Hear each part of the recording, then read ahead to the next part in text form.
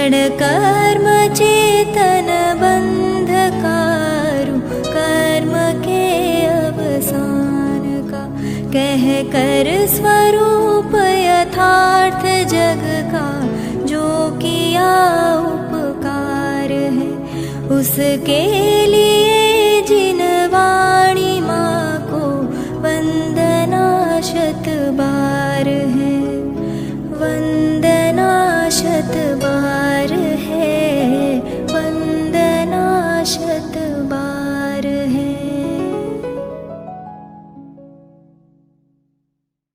जिसे हम कहें ये स्वतंत्रता का शंखनाद है,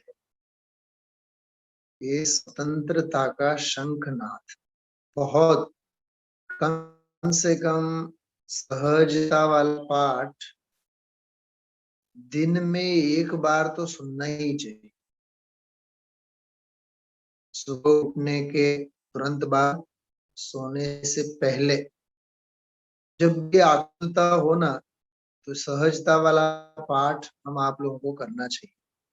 बहुत सुंदर, बहुत सुंदर, अत्यंत भाववाही। चलिए आगे बढ़ते हैं। आप लोग हाथ जोड़ें। माँ जिनवाणी की वंदना के साथ हम आप लोग स्वाध्याय प्रारंभ करेंगे।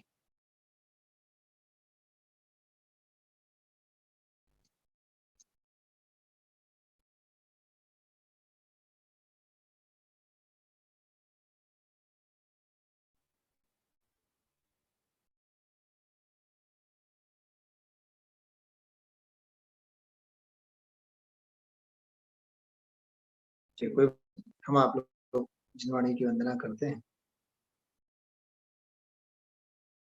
ओम नमः सिद्धेभ्यः, ओम नमः सिद्धेभ्यः, ओम नमः सिद्धेभ्यः।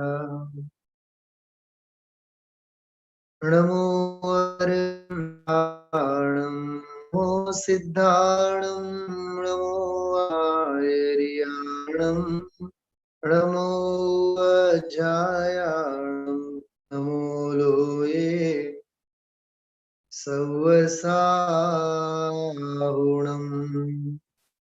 मंगलम भगवान वीरो, मंगलम गौतमो गणी, मंगलम कुंद कुंदार्यो जैन धर्मोऽस्तु मंगलम। सर्वमंगल मांगल्यम सर्वकल्याणकारकम, प्रधानं सर्वधर्माणां जैनं जयतुषासनम्, जैनम जयतुषासनम। देखिए हम आप लोगों का विषय चल रहा है पंडित भागचंद साहब की अत्यंत मार्मिक रचना। छोटी सी रचना है, लेकिन हर आत्मार्थी जीव को निरंतर पढ़ने जैसी रचना, सुनने जैसी रचना और चिंतन मनन करने जैसी कृति है। का नाम सत्ता स्वरूप। सर्वज्ञ भगवान की सत्ता, केवली की सत्ता, केवल ज्ञान की सत्ता और के द्वारा उद्घाटित वस्तु स्वरूप की सत्ता, किस प्रकार से उसका अस्तित्व है को समझाते हुए हम आप लोगों को, जिसे कहते हैं कि आस्तिक्य भावना का उन्होंने एक अपेक्षा से सभी को प्रेरणा दी। इससे पहले सर्वज्ञ भगवान के प्रति भी तो विश्वास जरूरी, वस्तु स्वरूप के प्रति भी विश्वास आना जरूरी। 6 सामान्य गुणों में सबसे पहला गुण कौन सा है? हाँ, सभी को पता ही होना चाहिए। सब 6 सामान्य गुणों में सबसे पहला गुण है कौन सा? अस्तित्व। तो ये वो अस्तित्व क्या बताता है कि वस्तु है, सर्वज्ञ है, सत्ता है, वस्तु स्वरूप को स्वीकार। बराबर। अच्छा, बहुत ज्यादा दूर सोचने की आवश्यकता नहीं है। गाथा नंबर 6 समय 7, छठी गाथा की टीका का पहला वाक्य क्या है? सोचा आप लोगों ने कभी? हाँ, यहाँ राजकोट में जो भी लोग आप लोग सुन रहे हैं, पहला विषय कौन सा है? जो अनादि अनंत होने से स्वयं सिद्ध स्वरूप है, स्वयं सत्ता स्वरूप है। बोलो। हाँ, मतलब जो स्वतः सिद्ध होने से जो स्वयं सत्ता स्वरूप है, अनादि सत्ता स्वरूप, ऐसा लिखा। जो स्वयं सिद्धत्वेन, ऐसा लिखा है, स्वतः सिद्ध होने से जो अनादि सत्ता स्वरूप है। बोलो, आप कितनी बढ़िया बात है। हाँ, वकील साहब समझाई छे आ पहलो वाक्य, टीकानो पहलो वाक्य, आखी सत्ता स्वरूप ચોપડી એમાંથી લખાઈ ગઈ છે। सत्ता स्वरूप सत्ता स्वरूप पुस्तक लिखा गया पंडित भागचंद जी साहब के द्वारा, वो स्वयं सिद्ध होने से अनादि सत्ता स्वरूप है। हाँ, क्या मतलब है? जो स्वयं सिद्ध वस्तु होती है वो अनादि होती है, और अनादि जो होती है वो सत्ता स्वरूप होती है। वाह, क्या न्याय है। हा? फिर अनादि अनंत है, इसलिए क्षणिक नहीं है। बराबर। प्रत्यक्ष नित्य उद्योतमान है, वो फिर आगे की बातें हैं। लेकिन पहला ही वाक्य, छठी गाथा पहला वाक्य, हाँ, कितनी मार्मिक बात है। हाँ, रखने लायक है, इतनी सुंदर बात। अनादि सत्ता स्वरूप।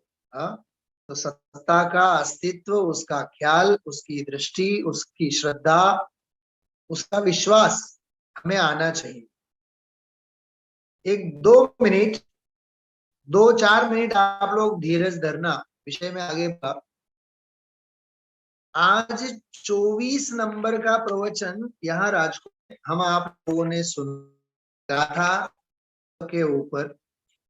कल 25वां प्रवचन आएगा, कल 25वां प्रवचन आएगा। उसमें 2-3 बातें बहुत मार्मिक, मैं थोड़ी सी उसकी आपको अभी ध्यान दिलाना चाहता हूँ। बहुत मजा आएगा, आप लोगों को सुनकर ही मजा आएगा। बहुत गंभीर बात एक मैं बता दूं, गुरुदेव श्री ने ये बात ली है, वो है बात 366 पेज के ऊपर, 366 पेज नंबर है। थोड़ा सा प्रेरणा मिले इसलिए मैं ये बात दे रहा हूं कि हमें कितना विश्वास आना चाहिए वस्तु स्वरूप के ऊपर। देखिए गुरुदेव क्या बोलते हैं,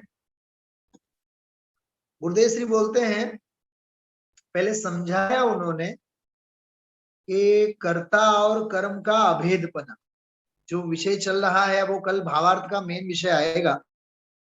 टीका का ही अंतिम जो अंश है कि ज्ञेयाकार के समय भी वह ज्ञायक ही प्रकाशित होता है, और ज्ञानाकार के समय में भी वह ज्ञायक रूप से ही प्रकाशित होता है। बराबर। क्योंकि स्वयं ही कर्ता है और स्वयं ही कर्म है। कर्ता और कर्म दोनों की अभेद सत्ता को सिद्ध किया, ये वो प्रकरण चल रहा है। तो मालूम गुरुदेव श्री क्या बोलते हैं, उस प्रकरण को कल समझाएंगे। जब बोलते हैं 366 पेज है, 366 ग्रंथो हो જોઈ લેજો। हाँ, समझाय छे काई, गुरुदेव बोलते हैं समझाय छे काई, समझाए એવું છે हो, ये समझ में आए ऐसा है, न समझाए એવું નથી। क्या कहा? नहीं समझ में ऐसा नहीं है। अब आगे के वाक्य सुनना, न समझाए એવું છે જ नहीं, नहीं समझ में आवे ऐसा है ही नहीं। ये तो अंदर में आ अमने न समझाय एवी एने शल्य दृष्टि समझवा देती नहीं। क्या कहा?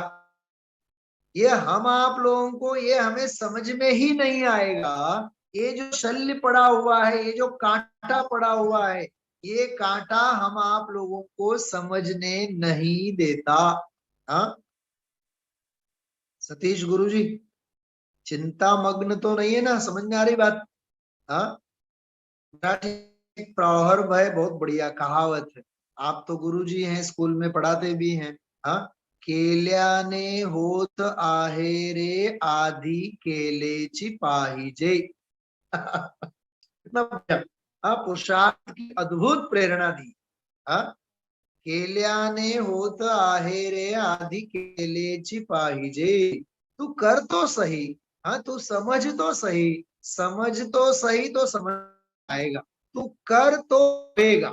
ऐसा ऐसा यहाँ कहते हैं गुरुदेव श्री, मुझे समझ में नहीं आएगा ये शल्य जीव को समझने नहीं दे। कितनी बढ़िया बात है। हाँ, अने एटली पात्र न होय के शू कहे छे ये न समझाय।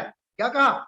एटली पात्रता न होय, पात्रता भी न हो कि क्या कह रहे हैं ये समझ में आ जाए उसको। हाँ, पची रुचि करवी अने परिणमन करवू ये बीजी वस्तु छे। रुचि का होना फिर परिणमन का होना ये तो और अलग बातें हैं। पण शू रीत छे, हाँ कई विधि छे, शू प्रकार छे, स्वरूपनी दृष्टि કરવામાં શું રીત છે એ રીત પણ ખ્યાલમાં ન લે તો એ રીતનો પ્રયોગ કેવી રીતે કરશે? भाषा समझ में आ रही है आपको सबको? हाँ, अरे आत्म प्राप्ति की विधि और पद्धति की रुचि ही न हो, उस पद्धति का ख्याल ही न हो, तो यह जीव उसकी दृष्टि कैसे करेगा? दृष्टि कब होगी? प्रयोग में भी कब आएगा? અને પ્રયોગ અંદર કર્યા વિના એને અનુભવ થયો નથી અને सम्यक दर्शन થાય। मतलब दृष्टि तो करनी पड़ेगी तुझे, प्रयोग तो स्वयं को करना ही करना पड़ेगा। आज करो, काले करो, अनंत काल पछी करो, करू तो तारे आज पड़से। तो आज कर, कल कर, अनंत काल बाद कर, लेकिन करना तो तुझे पड़ेगा। समझ में आ रही कितनी मार्मिक बात कही? हाँ, अब एक बहुत और सुंदर बात मैं आपको सुनाना चाहता हूं। बहुत मार्मिक बात है ये तो, बिल्कुल वज्र से लिखने लायक, अपनी डायरी में, पर्सनल डायरी में तो लिखने लायक, इतना सुंदर है। लगभग ग्रंथ तो कोई पासे न हो ત્યારે પણ જેની પાસે પણ હોય તો ચોક્કસ યાદ રાખજો, સાંભળજો। હું આનું છે ને સ્વાધ્યાય ગ્રુપ ઉપર એક સ્લાઇડ બનાવીને હમણાં રાત્રે મૂકીશ, વાંચજો તમે। મારે તો આમાંથી 3-4 એવા બનાવીને મૂકવાનું મન છે, એટલું સરસ। સંભળાય છે? સુરત? હા હા, સાંભળજો, બહુ સરસ વાત છે, બહુ અદ્ભુત વાત છે। આવતીકાલે આવશે ગુરુદેવશ્રીના પ્રવચનમાં 368 નંબરના પાના ઉપર છે, 368। हाँ 368 ऊपर જ છે, टॉप ऊपर જ, फर्स्ट पैराग्राफ, बिल्कुल तो याद रखने लायक पैराग्राफ है, बहुत सुंदर है। सुनिए ध्यान से। सम्यक दर्शन ना काल में जे शुभ भाव आवे छे, जो स्वभावनी दृष्टि सम्यक दर्शन के काल में जो शुभ होते हैं ये पुण्य बधाई है, बीजात्मा। क्या कहा? सम्यक दर्शन के काल में, अनुभव के काल में भी जो परिणाम होते हैं ना, तो उन प्रशस्त परिणामों से जो पुण्य बनता है वो कोई अलौकिक जाति का है, बीजी जातना छे। अनंत काल में नथी बंधाणा एवी जात छे। क्या कहा? अनंत काल में कभी भी नहीं बंधे हो ऐसी प्रकृति बनती है। समझाय छे काई? आ तो मूल चीज नी खबर नहीं। सुना ध्यान से, मूल चीज नी खबर नहीं, मूल चीज कई रीते प्राप्त थाय एनी खबर नहीं। बे वखत बरोबर, मूल चीज नी खबर नहीं, અને કેવી રીતે પ્રાપ્ત થાય એની ખબર નહીં, અને મૂળ ચીજ પ્રાપ્ત થાય તો શું થાય એની ખબર નહીં. જો 3 વખત કીધું, હજી 4થી વખત.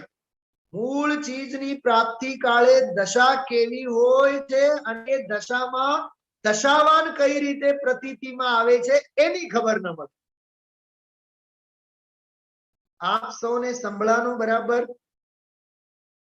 હા, આ નમોકાર મંત્રની જેમ યાદ કરવા જેવી બાબત છે. હું તો આ પ્રકરણને તો એને રિવર્સ ફોરવર્ડ કરીને 4-5 વખત સાંભળ્યો આ પ્રકરણને, એટલો આનંદ આવ્યો.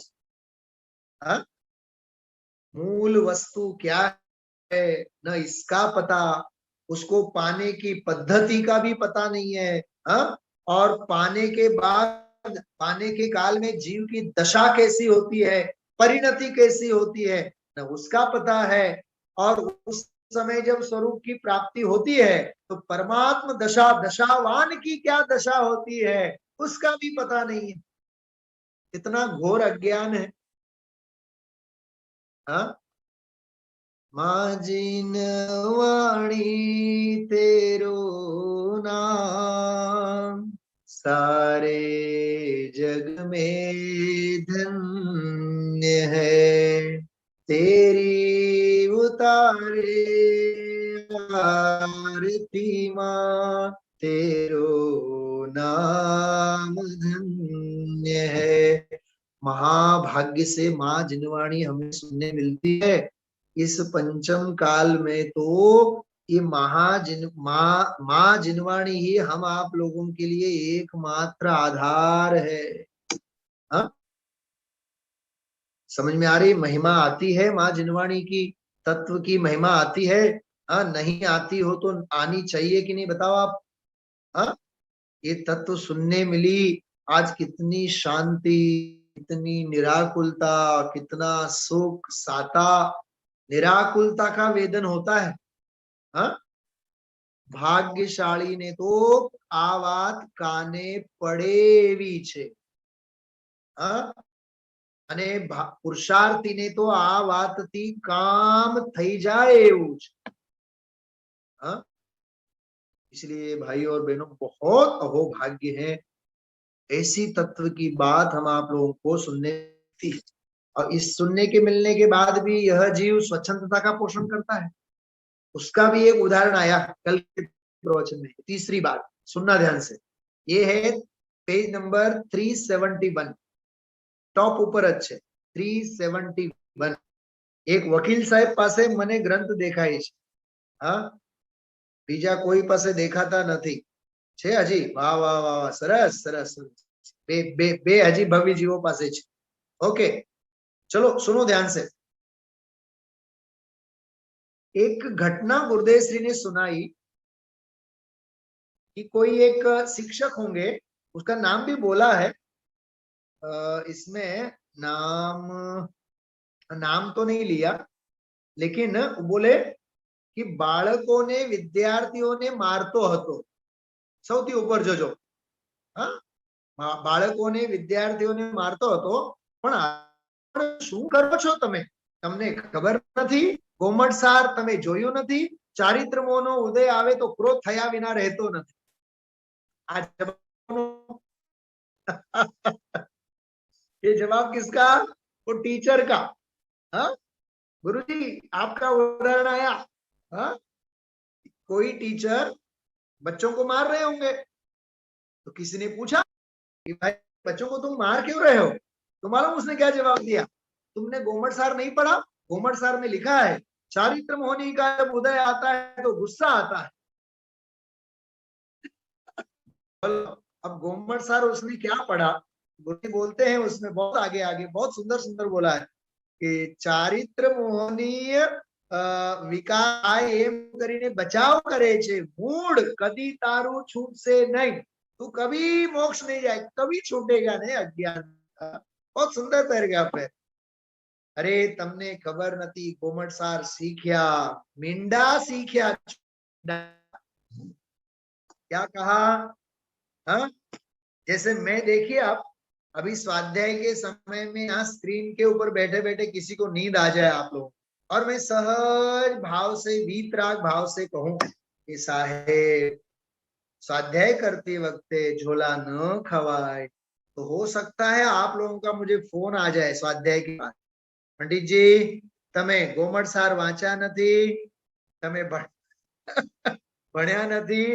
જ્યારે નિદ્રા નિદ્રા કર્મનો ઉદય થાય છે તો નિંદર આવે। પ્રકાશભાઈ, हाँ तो गोमड़सार सीख्या भण्या के मेंढा भण्या?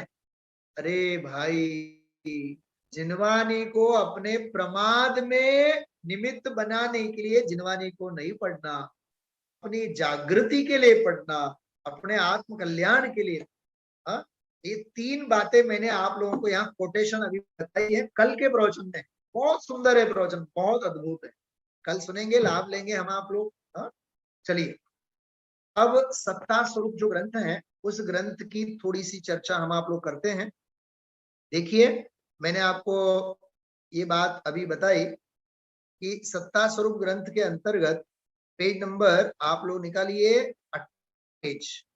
18 पेज में उपकार स्मरण के लिए हमें गुरु की महिमा तो आनी चाहिए, करनी भी चाहिए, ये सारी बातें आई। तो वैद्य का उदाहरण देकर के कहा, 3 प्रकार के जीवों की भी बात की, और स्तोत्र साहित्य आदि की नई विभाग की अपेक्षाओं को हमें समझना चाहिए।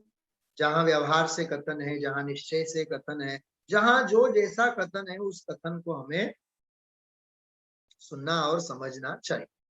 अब चलिए आगे का बढ़िया पैराग्राफ है, पढ़ते हैं हम आप लोग। देखिए, इस प्रकरण को मैं थोड़ा सा जल्दी में पढ़ जाता हूं, फिर आगे अपन लेते हैं।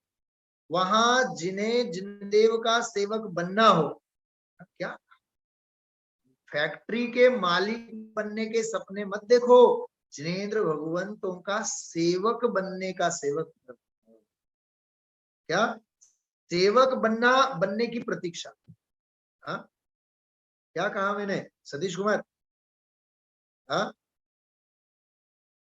ढासाला मंदिर के अध्यक्ष हो न हो, हाँ सचिव हो न हो, कोई लेना देना नहीं है। दास भगवंत के वो दास रहे जगत सो, सुखिया सदैव ऐसे जीव सम कीती है। हमें कोई पद नहीं चाहिए, प्रतिष्ठा नहीं चाहिए, हम तो देव शास्त्र गुरु के दासानुदास हैं। हम तो बस उनके चरणों में लौटना चाहते हैं। हमें अन्य कोई पद प्रतिष्ठा मान सम्मान कुछ नहीं चाहिए। हा? अरे केवल ज्ञानी के चरणों का शरण मिलना, यही तो सबसे बड़ा सम्मान है। क्या कहा मैंने? वीतरागी जिनेंद्र भगवंतों के चरणों का शरण मिलना, ये कोई कम सम्मान है? अरे त्रिलोक पूज्य भगवंतों को पाकर हम स्वयं सम्मानित हुए हैं। क्या कहा मैंने? त्रिलोक पूज्य भगवंतों के चरण पाकर हम स्वयं सम्मानित हुए। इसलिए भाई अन्य कोई शल्य मत करना। देखिए कि वहां जिन्हें जिनदेव का सेवक बनना हो और जिनदेव के उपदेशित मार्ग रूप प्रवर्तना हो, मतलब मार्ग में आगे जाना हो, उन्हें सर्वप्रथम जिनदेव के सच्चे स्वरूप का अपने ज्ञान में निर्णय करके। कैसे स्वरूप का? सच्चे स्वरूप का। वीतरागता, सर्वज्ञता जो यथार्थ स्वरूप है, आत्मिक गुणों के बल पर जो वीतरागता प्रकट हुई है, जो सर्वज्ञता प्रकट हुई है, अन्य परम औदारिक शरीर, समोशरण, दिव्य ध्वनि का खिरना, ये तो सब असमान जाति पर्याय है। ये असमान जातीय अन्य गुणों की बात है, वो कोई आत्मिक गुण नहीं है। समझ में आ रही है? इसलिए सच्चे स्वरूप का अपने ज्ञान में निर्णय करके, देखो केवल सुन करके नहीं, केवल शास्त्र के आधार से पढ़ करके नहीं, बल्कि अपने ज्ञान में निर्णय करके। हाँ, मैं आपसे पूछता हूँ, अभक्ष भक्षण खाना चाहिए कि नहीं? बस शास्त्र का नाम ले लेते हैं अपन लोग। रत्नगढ़ श्रावकाचार में लिखा है, अरे शास्त्र में तो लिखा है सो लिखा है, लेकिन हमारी परिणति में क्या लिखा है? મારી તરફ જજો બધાય. શાસ્ત્રમાં તો બધું લખ્યું છે, શાસ્ત્રમાં તો બધું લખ્યું છે. અહીંયા લખ્યું છે કે નહીં? ત્યાં લખેલું હોય, અહીંયા લખવાનું હોય. શું કીધું? ત્યાં લખેલું હોય, અહીંયા લખવાનું હોય. हाँ, शास्त्र की बातें केवल शास्त्र में नहीं होनी चाहिए. बात समझ में आ रही है? बहुत सुंदर बात है. देखिए आप कि सच्चे स्वरूप का अपने ज्ञान में निर्णय करके उसका श्रद्धान करना चाहिए. देखो निर्णय के ऊपर, श्रद्धा के ऊपर कितना जोर दिया है. हाँ, ऐसा नहीं कहा कि रोज एक आध घंटा सुनना चाहिए, ये नहीं कहा. वकील साहब सवारे कलाक અને સાંજે કલાક ભર સાંભળ્યા કરવું એમ નહીં. યથાર્થ નિર્ણય, જજમેન્ટ લો, निर्णय करो અને निर्णय કરીને વળી શ્રદ્ધા કરો. तो ये भाव भाषण का मार्ग है, ये श्रद्धा का मार्ग है, ये चर्या का मार्ग है. इतनी सुंदर बातें हैं ये. हाँ, वहां देव का त्रिदोष रहित मूल लक्षण निर्दोष गुण है, क्योंकि निर्दोष देव ऐसा वाक्य है. वहां देव अर्थात पूज्य सराहनीय है. अब यहाँ देव का निश्चय करना है. वह देव जीव है, वो जीव है, इसलिए जीव में हो ऐसे दोष सर्व प्रकार से उसको दूर हुए हैं. वही जीव पूज्य है और श्लाघ्य है. कल हम आप लोगों ने लिया था, परसों क्या लिया था? अज्ञान से. वाक्य याद रखना, अज्ञान से और कषाय से यह जीव निंदनीय होता है. बोला था मैंने आपको. हाँ, और वीतरागता से और ज्ञान से.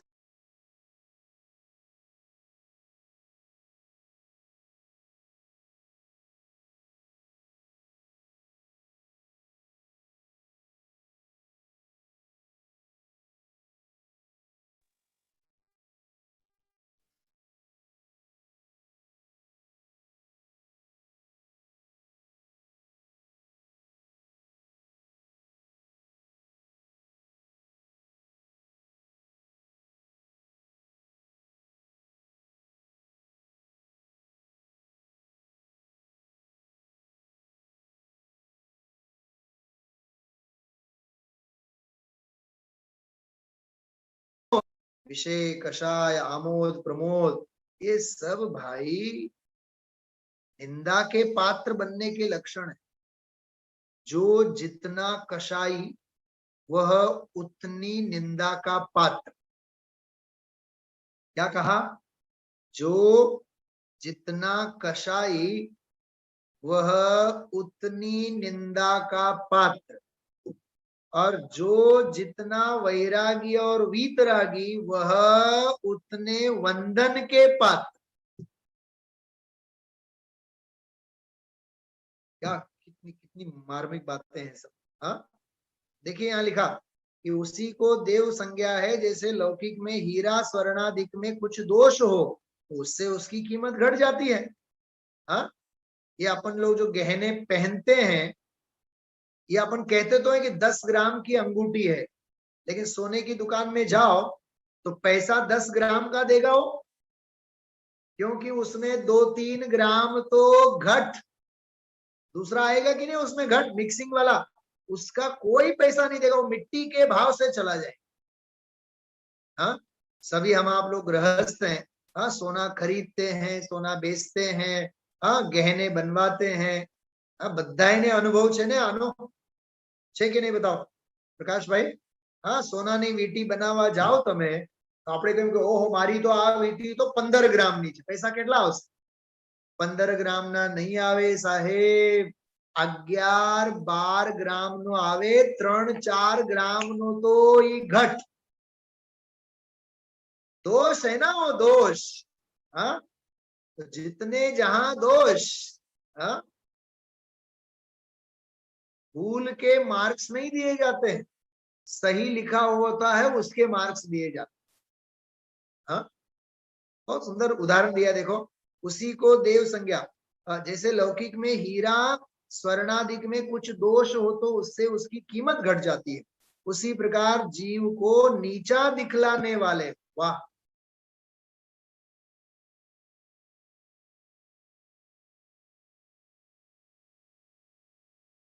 एक दिमाग मेरे बहुत एक उदाहरण मेरे दिमाग में बहुत घूम रहा है, लेकिन मेरे बोलने की हिम्मत नहीं हो रही आपके साथ।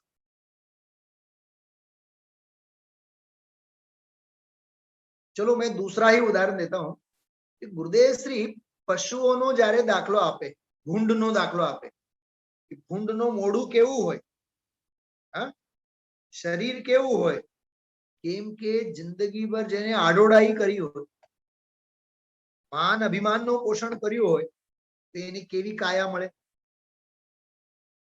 कितना भयंकर उसका मुंह होता है। हाँ, ये सब कर्मों के फल ऐसे मिलते हैं भाई। हाँ,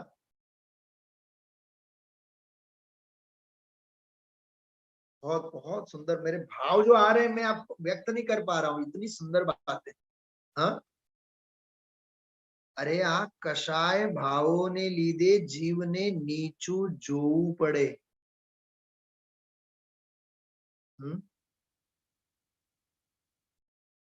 चलो मैं एक और भी उदाहरण याद आ गया। हाँ, जवाब आपशो, घना वडीलो बैठा छो, थोड़ी हिम्मत करो छो। हाँ, आपशो जवाब, सुंदर पत्नी भाग्य से मिलती है कि पाप के उदय से मिलती है? सोचना, हाँ, सोचना थोड़ा सा जवाब। हाँ, सुंदर पत्नी भाग्य से मिलती है, पुण्य के उदय से मिलती है, या पाप के उदय से? बोलो अणु शक्ति नगर बंबई, जवाब दो। क्या पूछा मैंने? हाँ, सुंदर स्त्री का मिलना, सुंदर पत्नी का मिलना, ये पुरुष का भाग्य है, पुरुष का पुण्य का उदय कि पाप का उदय? मैंने शास्त्रों में जो पढ़ा है वो मैं कह रहा हूं आपको, यही उदाहरण दिया है, लिखा है पाप का उदय। सोच सकते हैं क्यों ऐसा है? बोलो वकील साहब, आप वडील, निर्णय आपो, जज करो आप। એવું લખ્યું છે એમાં શાસ્ત્રમાં કે સુંદર પત્ની જે મળી એના ઉપર દુનિયાના પુરુષોની નજર બગડશે, અને હે પતિ પરમેશ્વર, જ્યારે જ્યારે પણ તું ઈ સુંદર પત્નીને ભેગા લઈને જઈશ, તારી પત્ની ઉપર જે બીજાની ખોટી દ્રષ્ટિ પડશે તો તારા પરિણામોમાં આકુલતા વ્યાકુલતા થશે કે નહીં? तो ये सुंदर पत्नी तारा दुख ना कारण बनी के सुख ना कारण बनी? प्रकाश भाई, आ जिनवाणी बधु वांचवा बेसो ने आवु बधु, तो घर गृहस्थी तो बधु भांगी जाए,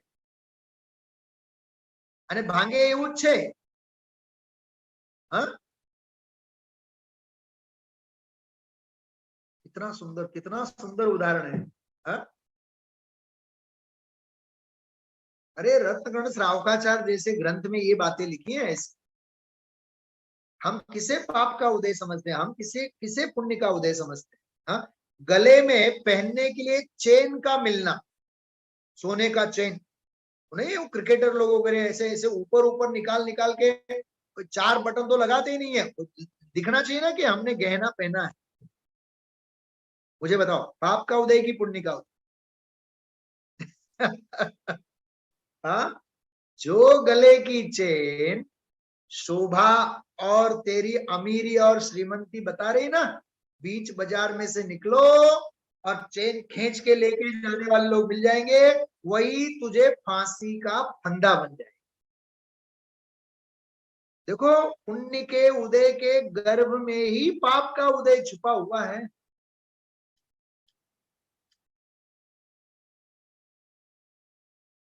समझ एक करुण घटना मने याद आवे छे। इंदौर पासे एक गाम छे बड़नगर, बड़वानी छे ने, बड़वानी बड़नगर। तो बड़नगर में अमे 3 दिवस माटे स्वाध्याय माटे गया था। एमा एक अनिल भाई करीने बहुत सारा अभ्यास, क्याय स्कूल में कॉलेज में भणेला नथी, पण बहुत सारा वक्ता छे, प्रवचनकार छे, क्याय भण्या नथी, भण्या ज नथी, પણ પ્રવચનકાર બહુ સરસ, એની ઘરે હું રોકાણો હતો. સાહેબ સાંભળો, આંખમાં આંસુ આવી જાય આપણને. એનો 4 વર્ષનો દીકરો હતો, 4 જ વર્ષનો, પણ એને કોઈ ભયંકર રોગ લાગુ પડેલો. ડોક્ટર લોકોએ કીધું હતું આ 15 વર્ષથી વધારે જીવી ન શકે. 12-15 વર્ષની ઉંમર એની કહી હતી, અને બરાબર 15મો વર્ષ લાગ્યો, 2-3 દિવસ પછી ઈ છોકરો મરી ગયો.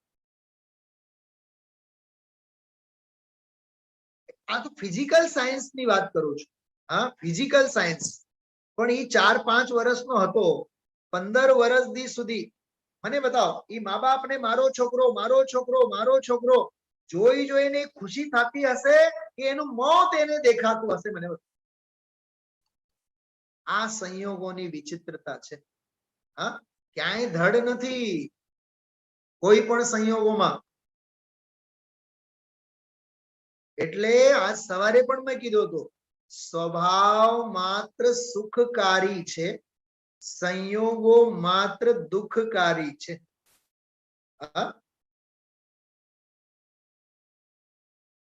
संत साधु बन के विचरूं वह घड़ी कब आएगी? हाँ, सोचिए आप लोग. तो अज्ञान से और कषाय से यह जीव निंदनीय होता है, और वीतरागता और ज्ञान से यह जीव वंदनीय होता है. अब निंदनीय बनना है, बने रहना है, या वंदनीय और अभिनंदनीय बनना है, या पूजनीय परम पूजनीय बनना है? सोचिए. हाँ, तारू भविष्यनु चित्रामण तारी हथेळीमां छे. समझाय छे? हाँ, गुजराती समझाय छे? हाँ, समझ में आ रही भाषा आपको? इतनी सुंदर बातें हैं. क्योंकि बढ़िया कपड़े पहने हो, अब सुनो आगे का पैराग्राफ, बढ़िया कपड़े पहने हो, सुंदर सूरत हो, उत्तम कुल का हो, और आभूषण आदि पहने हो, परंतु यदि अल्प बुद्धि हो, जो बुद्धि न हो क्या कहा? हाँ, बाहर का एटिकेट, पहनाव ओढ़ाव अप टू डेट, बिल्कुल करोड़ों के गहने, करोड़ों के गहने पहने हो, लेकिन नमोकार मंत्र बोलने की अकल न हो, 6 द्रव्यों के नाम पता न हो, बाह्य ठाट बाट तो हो लेकिन ज्ञान न हो, तो वही कह रहे हैं देखो.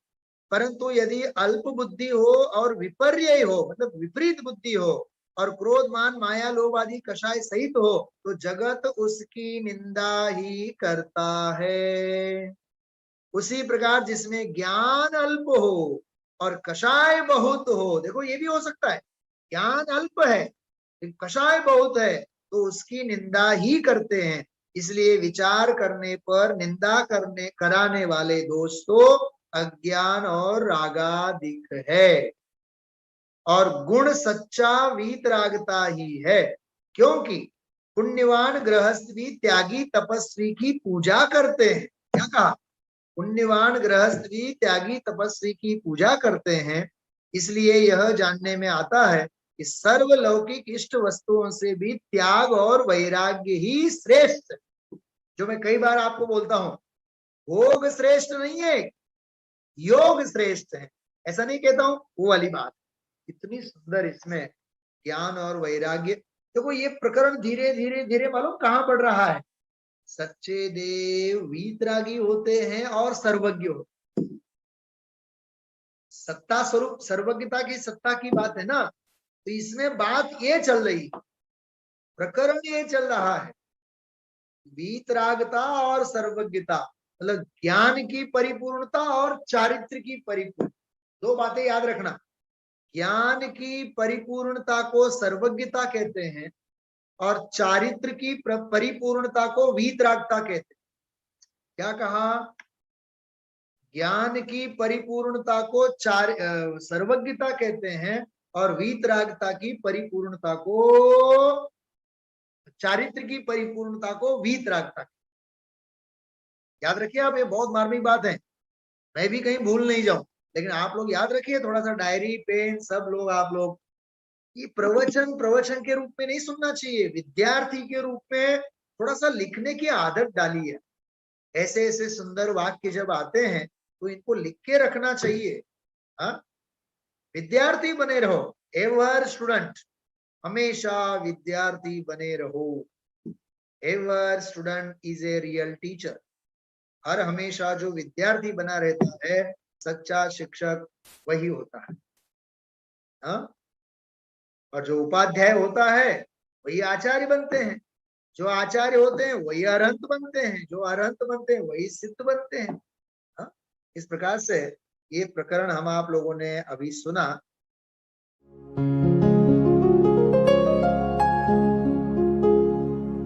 निज निधि निज में बताए, यह अनंत उपकार है उसके लिए जिन वाणी माँ को वंदना शत बार है, वंदना शत बार है, वंदना शत बार है।